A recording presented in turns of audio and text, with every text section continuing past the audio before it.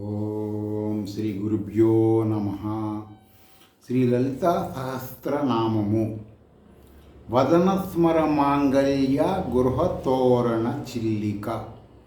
వదనస్మర అంటే మనం మనం మాట్లాడుకున్న లౌకికమైనటువంటి భాష కాకుండా ఇది శృతులోకి సంబంధించిన జ్ఞానం కాబట్టి మనకు అర్థం అవటం కోసం ప్రాథమికంగా తెలియజేయటం, తర్వాత వాస్తవంగా ఈ నామరూప దేవత శక్తి ఏంటి, ఈ వేదం ఏమి చెప్తుంది, శృతులు ఏమి చెప్తున్నాయి అంటే శృతులు అంటే ఉపనిషత్తులు, వేదములో ఉన్నవి దర్శించిన ఋషులు చెప్పిన ఉపనిషత్తులు.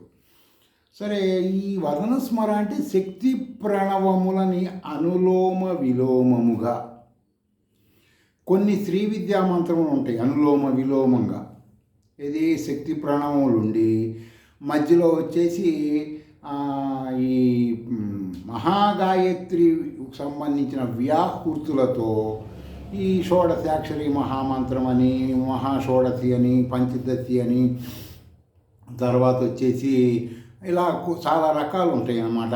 విష్ణు విద్య అని, బ్రహ్మ విద్య అని, ఇలా ఇవన్నీ కూడా ఈ వదన స్మర అంటే ఈ దేవతకి సంబంధించిన ప్రణవములు, శక్తి ప్రణవము వదనము అంటారు.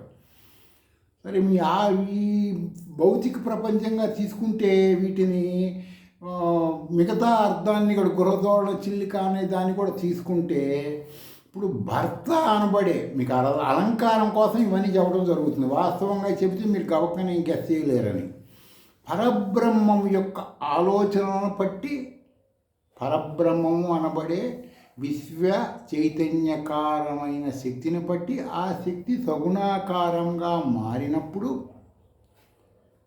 వాళ్ళకి సంబంధించినటువంటి, అంటే ఇప్పుడు గృహంలో ఏదైనా భార్య భర్త ఆలోచనలను బట్టి ప్రవర్తిస్తూ ఉంటుంది కదా, పిల్లల విషయంలో కానీ కొన్ని ఆర్థిక మానసిక విషయాల్లో వాటిల్లో కూడా ఏ విధంగా ఆలోచిస్తుంది భర్త మనసులో. ఇప్పుడు ఇతనికి డబ్బులు ఉన్నాయా లేవా, మనం ఇప్పుడు ఈ కూర తెచ్చుకోవాలంటే మనం ఎట్లా చేయాలి, ఏ కూర తెచ్చుకుంటే డబ్బులు తక్కువ, ఇలా ఆలోచిస్తుంది కదా. ఈ విధముగా సృష్టికి సంబంధించినటువంటి విషయములలో జీవుల పాపపుణ్యములు ప్రసాదించే సందర్భంలో ఈ పరబ్రహ్మం అనబడేటువంటి సగుణాకారంగా ఉన్నప్పుడు ఈ ఆలోచనలు చేసేదాన్ని ఈ నామంగా, ఈ నామరూప శక్తిగా తెలుసుకోవాలి మనం.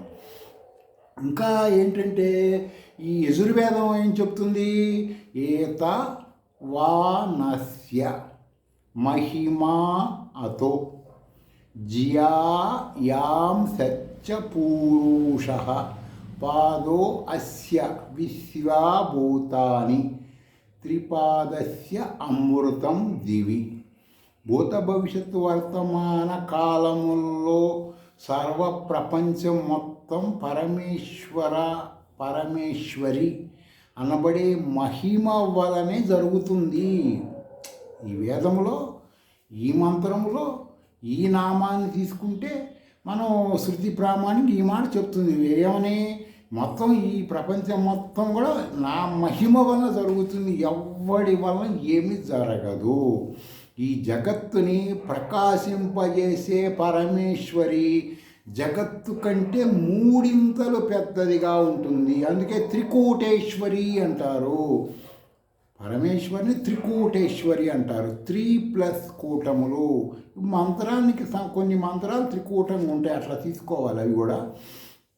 తర్వాత త్రిపాదస్య అమృతం, శక్తి ప్రణవముల్ని వ్యాహృతుల్ని అనులోమ విలోమంగా మహాషోడశాక్షరి అనబడే రాజరాజేశ్వరి పరాపట్టారిక మంత్రం 3 కూటములుగా ఉంటుంది. మనం అర్థం చేసుకుని ఆ యొక్క కూటములు, తర్వాత ఆ శబ్దములు, ఆ అర్థముల పరంగా మంత్రం తెలుసుకొని చెయ్యాలన్నమాట. అప్పుడు ఏమవుతుంది, శక్తి ఇప్పుడు మంత్రములో వచ్చేసి మెయిన్ ఆ మంత్రం షట్కోటనిలయ రాజరాజేశ్వరి పరాభట్టారిక మంత్రంలో అనులోమ విలోమంగా ఉన్న వాటి వలన ఉపయోగం అక్కడ ఉండదు. అక్కడ ఉపయోగం ఏంటి, పంచదశి మంత్రం. మిగతా ఈ మంత్రానికి అవి కూటములు, ప్రొటెక్షన్, రక్షా కవచముల్లాగా. ఆ విధంగా ఈ వదనస్మర మాంగళ్య గృహతోరణ చిల్లిక అంటే పరబ్రహ్మముకి ఇది ఇట్లా ఉంటుంది, ఇది లేకపోతే పరబ్రహ్మం లేడు. పోనీ పంచదశి పక్కన పెట్టి కూటాలు ఒకటి చేస్తామండి అంటే ఉపయోగం లేదు, ఋషి అలా దర్శించలేదు కదా. నువ్వేదో అనుకుంటే కుదరదు కదా, ఋషులు దర్శించినవే కదా మనం చేస్తుంది. మనం ఏ మంత్రానికైనా కర్త పరమేశ్వరి, ద్రష్ట ఋషి. ద్రష్ట అంటే చూచువాడు, అర్థమైందండి. వేదంలో ఉన్న మంత్రాన్ని చూసాడు అతను, ద్రష్ట. అతను అలా చెప్పాడు కదా, దాని ప్రకారం ఉంటుందన్నమాట. సరే అండి, ఇప్పుడు మనం ఏదన్నా ఒక గృహం తీసుకున్నాం అనుకోండి, ఇప్పుడు ఆ మంత్రాన్ని ఎలా తీసుకోవాలంటే, ఇది రాజరాజేశ్వరి మంత్రం అనుకోండి, ఒక ఇల్లు ఉంది, ఆ ఇంట్లో ఎప్పుడు ఆ ఇంట్లో ఎవ్వరంలో కూడా తాళం వేసే పెట్టారనుకోండి, పాడుబడిన కొంప అంటారు. ఎవరు ఉంటున్నారనుకో ఇల్లు అంటారు. అలాగా ఈ విశ్వంలో ఎవరు ఉపాసించినా, ఈ ప్రపంచంలో ఏ ఋషులైనా ఏ త్రిమూర్తులు ఉపాసించినా దాన్ని గాయత్రి అనొచ్చు, గుప్త గాయత్రి అనొచ్చు, ఏదైనా త్రిమూర్తులు కూడా సంధ్యావనం చేస్తారని ఉంటుంది కదా శాస్త్రాల్లో. ఆ విధంగా ఈ పరబ్రహ్మానికే చేరుతుంది. ఒక ఏ అద్వైతంగా తీసుకుంటే ఏ మంత్ర సాధన చేసినా సనాతన ధర్మం ప్రకారం ఈ ప్రపంచంలో ఏ ఆధ్యాత్మిక పరులకైనా శ్రీ విద్యా గురువులు శాస్త్రపరంగా న్యాసము ద్వారా అద్వైతము ద్వారా దేవతా జ్ఞానము తెలియచేస్తారు. అందువల్లనే శ్రీ విద్య మొత్తం కూడా ఎట్లా ఉంటుందంటున్నారు, గురువుల ఆధ్వర్యంలోనే ఉంటుంది. అందుకనే ఎంచుకోండి, తెలుసుకోండి, ఆచరించండి. అంతేగాని ఏదో మేము ఈ క్లాస్ ఇస్తామండి, 1000 రూపాయలు ఏంటి, ఈ క్లాస్ ఇస్తాం 2000 ఏంటంటే మీరు వెళ్ళి నేర్చుకోవటం వలన మీకు అసలైన జ్ఞానం రాదు. అసలైన జ్ఞానం ఏంటంటే ఇప్పుడు చెబుతాను మీకు త్వరలో. ఎందుకంటే ఈ విశ్వంలో నువ్వు ఉపాసించి దేవత మాత్రమే ఉంటుంది ఆ మాత్రం. కానీ దాన్ని నిరూపించటం, దేవత ఎలా ఉంటుంది ఏంటి నిరూపించాలంటే ఏంటి, అద్వైతముగా నీవు న్యాసము ద్వారా ఆ దేవతా శక్తిని నువ్వు ప్రవేశపెట్టుకుంటే నీ మానసికంగా ఎప్పుడైతే నువ్వు అంగన్యాస కరన్యాస పంచపూజలు చేసి ఆ దేవత నేనే అనుకున్నప్పుడు నీ ఇష్టకామ్యములు ఆటోమేటిక్గా నెరవేరుతాయి. ఇది మీకు ఎవరైనా సరే మీ శ్రీ విద్యా గురువుల ద్వారా తెలుసుకోవచ్చు. ఇప్పుడు దీనికి అద్వైతం ద్వారా మేము చేయకుండా మేము వెళ్ళి ఆ భగవంతుడికి దండం పెడతామండి, మీరు ఆ అద్వైతం అని శంకరాచార్యుల వారు చెప్పింది మేము ఎందుకు చేయాలి, మేము వేరే వాళ్ళు చేసుకుంటామండి అంటే అవి చేసుకోవచ్చు, అది మీ ఇష్టం. అయితే ఇక్కడ చిన్న ఒక కథ అనేది ఉంటుంది. అంటే ఈ కథ అనేది ఋషి పరంపరలో వాళ్ళకి అందరికీ ఉంటుంది. ఒక పెద్ద అడవిలో ఒక కుందేలు, బిఫోర్ అది మొత్తం సాగదీయకుండా క్లుప్తంగా చెబుతున్నా, అడవికి రాజైన సింహం దగ్గరికి ఆహారం అవ్వటానికి రోజుకొక నీళ్ళ ఆహారం అవ్వాలి, ఆ సింహం అలా నియమం పెట్టింది. అలా కుందేలు ఒక రోజు వస్తుంది, ఆలస్యంగా వస్తుంది. ఏమంటే ఈ మృగరాజు అంటుంది కుందేలుని, ఏంది ఆలస్యంగా వచ్చావు, నాకు ఆకలి అవుతుంది కదా, టయానికి పోయి నువ్వు రావాలి కదా, నేను తినాలి కదా నిన్ను అని అడుగుతుంది. కారణం, అయ్యా గురువుగారు మహారాజా, నేను నీ దగ్గరికి వస్తున్నాను, మంచి ఆకలి మీద ఉంది కదా, దీనికి బుద్ధి పనిచేయట్లేదు సింహానికి. కుందేలేమో మంచి షార్ప్నెస్గా వచ్చింది, ఎట్లయినా సరే ఈరోజు నాకు నేను సావకూడదు, దీన్ని చంపేయాలని. అర్థమైందండి. సరే సింహం అడగంగానే నేను నీ దగ్గరికి వస్తున్నాను, దారిలో వేరే ఇంకో సింహం కనపడింది, అది నన్ను పట్టుకోవాలనుకుంది, దాన్ని తప్పించుకొని సరే లేట్ అయింది, అంత మించి ఏమీ లేదు, అది ఇది అనగానే, ఎవరు అది, ఈ అడవికి నేను ఒక్కళ్ళనే కదా రాజు, ఇంకో ఇద్దరు అట్టుంటారు, అది ఇది, అడవికి ఒక్కళ్ళే కదా సింహం రాజుగా ఉండేది, నేను ఆల్రెడీ ఆ నియమ నిబంధనలని మేము పెట్టుకున్నాం చేసాం, సరే ఎవరైనా నా పక్కనే ఉంది రాజా, దా అని తీసుకెళ్ళి ఏం చేస్తుందంటే ఆ సింహాన్ని ఓ పాడుబడిన బావి చూపిస్తుంది సింహానికి. ఆ పాడుబడిన నీళ్ళు అన్నీ ఉంటాయిలేండి.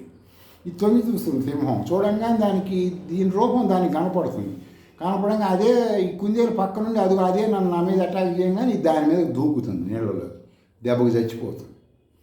అంటే ఇక్కడ ఏంటి మనం ఆలోచించాల్సింది, అద్వైతము. అద్వైతం అంటే ఏంటి, లోపల ఉన్నది నేనే, బయట ఉన్నది నేనే. ఆకలి అంటే కోరికలు. కోరికలు కలిగినప్పుడు నీ బుద్ధి పనిచేయట్లేదు. ఎవరో చెప్తున్నారు, ఈ ఆధ్యాత్మికం ఆచరించు, ఈ ఈ ఈ దానం చేయి, ఈ జపం చేయి, అవన్నీ చెప్తున్నారు. నువ్వు వాటిని ఆచరిస్తున్నావు. ఆచరించడం వల్ల ఏం జరుగుతుంది? ఇవన్నీ వన్ బై వన్ మీరు ఆలోచించుకోండి. కాబట్టి మానవుడికి వచ్చేసి కోరికలు తీర్చుకునే ప్రయత్నంలో బుద్ధి పని చేయట్లేదు. బుద్ధి పని చేయనప్పుడు ఏం చేస్తాడో పక్కన ఎవరేం చెప్తే అది వింటారు. ఆలోచన అనేది అనుష్ఠానం లేక మంత్ర సాధన అనబడి ఆలోచనలు చేస్తే ఏమవుతాయి? ఒకదానెంబటి అర్థమవుతూ ఉంటాయి. ఎట్లా అర్థమవుతాయి అంటే ఒకదానెంబటి ఒకటి. మాకేంటంటే ఏదన్నా ఒక మంచి స్ట్రాంగ్గా చెప్పండి, శృతి ప్రామాణికంగా. అంటే శృతులు ఏం చెబుతున్నాయంటే ఆయాస్య అనే ఒక ఋషి ఉంటాడు అధర్వణ వేదంలో.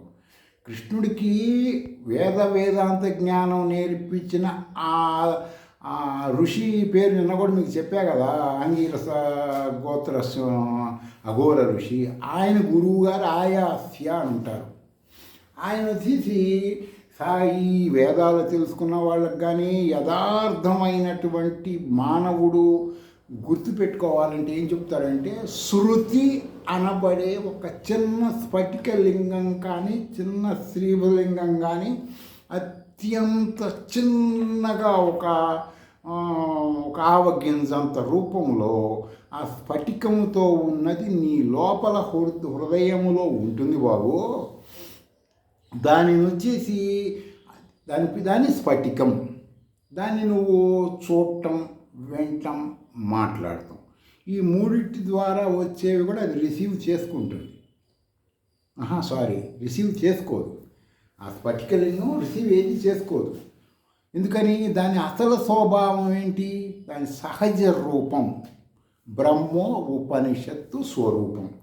అది దాంట్లో ఉన్నవి మాత్రమే రిసీవ్ చేసుకుంటుంది.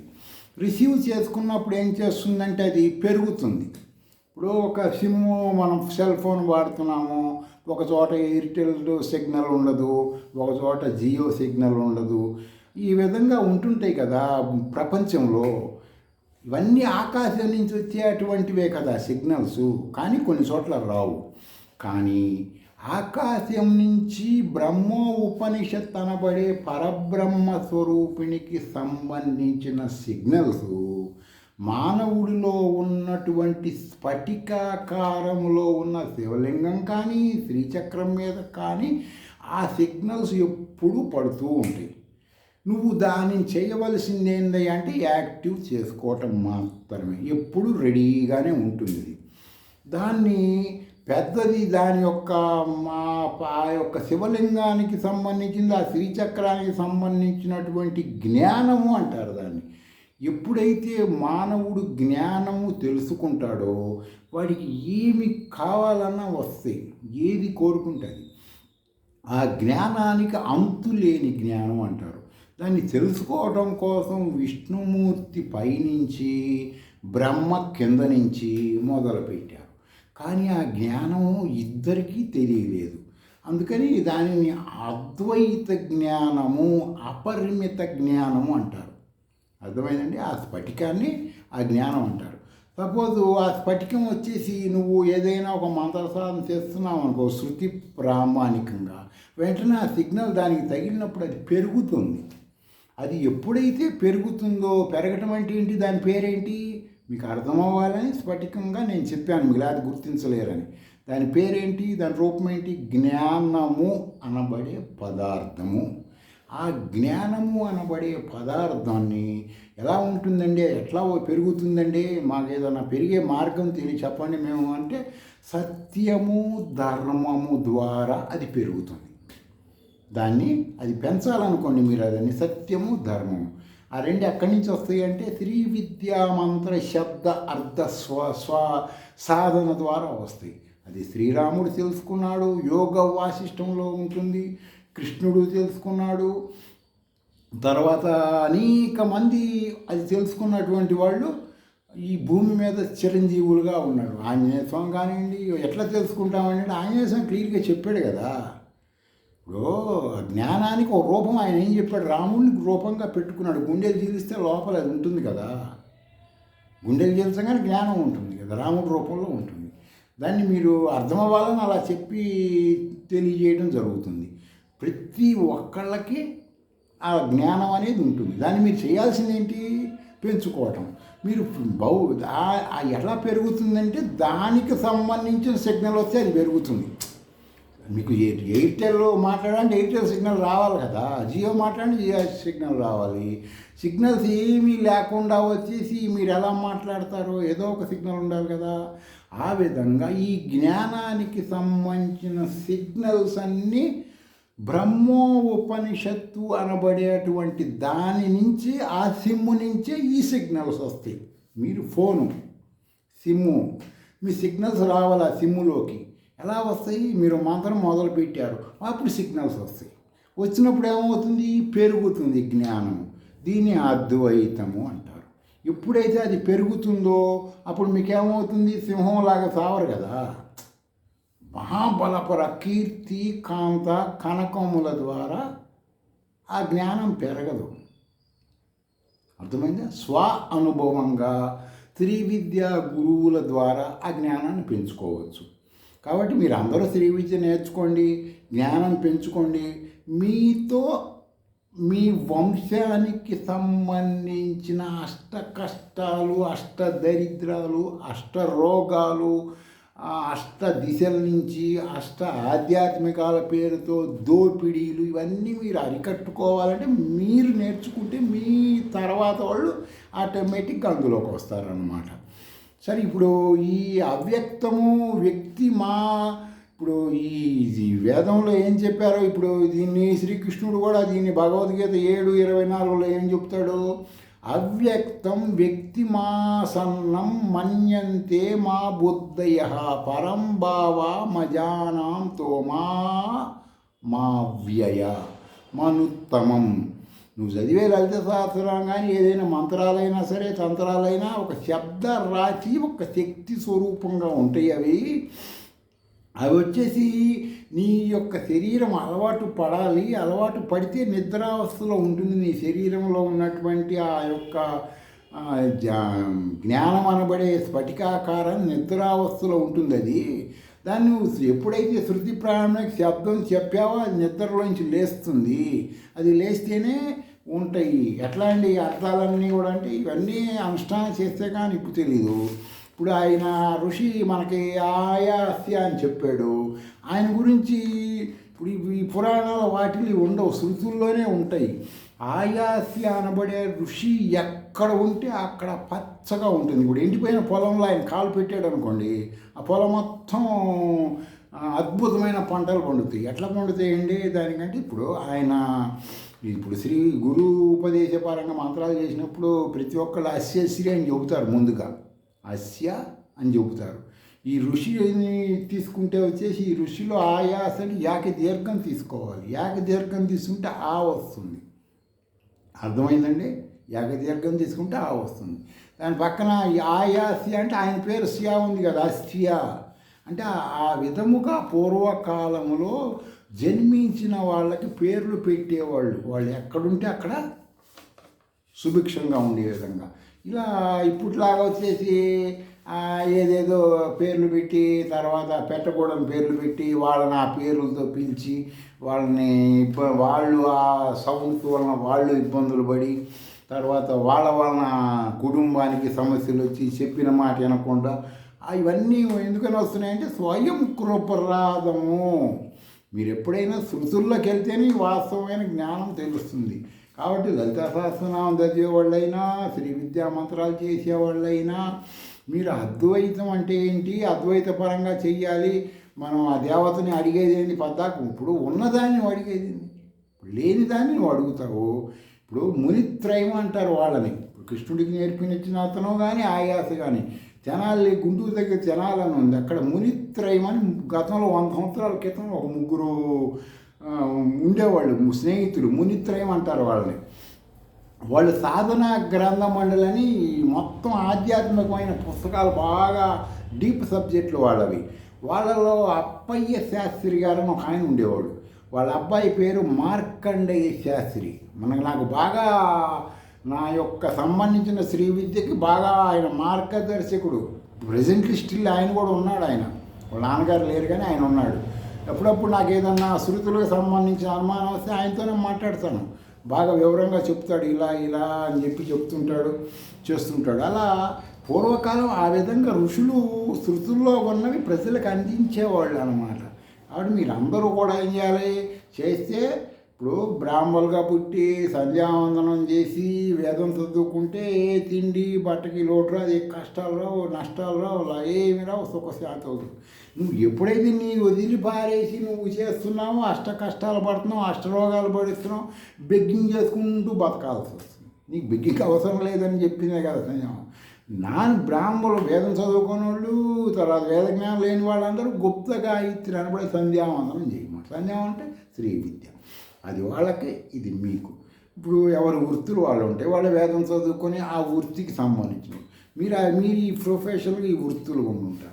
ఈ చేయటం వల్ల ఏమొస్తుందంటే మనకు ఫ్యూచర్ అర్థమవుతూ ఉంటుంది. అప్పుడు డబ్బులు లేవు, ఇబ్బందుల్లో ఉన్నాం, పిల్లలు చదివిస్తున్నాం, అప్పులు చేసి సంపాదించి అష్టాలు లక్షలు తీసుకెళ్ళి బీటెక్లు చదివించిన తర్వాత 4 ఏళ్ళు 5 ఏళ్ళు చదివి బయటకు వచ్చి కాగితాలు పెట్టుకుంటాడు, ఎందుకు పనికిరావు. మన ఇన్ని సంవత్సరాలు అప్పులు చేసిన వడ్డీలు పెరుగుతుంటాయి. వాడు ఏనో దాన్ని చేసుకుని పెళ్లి చేస్తాడు, ఈ అమ్మాయి అనుకో ఎవడో ఒకటి చేసుకుని పెళ్లి చేసుకుంటుంది. ఈ బాకీలన్నీ కొండ గుట్టల్లాగా ఉంటాయి, వీడు ఏం చేయాలో తెలియదు. ఈ విధంగా ఇలాంటివన్నీ జరగకుండా మంచి చెడుల జ్ఞానం మీకు తెలియాలంటే మీరు మంత్ర సాధన చెయ్యండి, లలితా సహస్రనామం చేయండి, శ్రీ విద్యలోకి రండి. ఎక్కడికక్కడ గురువులు ఉన్నారు, లేదా మీ శ్రీ విద్య మీద ఆసక్తి ఉంటే కామెంట్లో పెట్టండి, దానికి సంబంధించి మా వాళ్ళు తెలియజేస్తారు. స్వస్తి.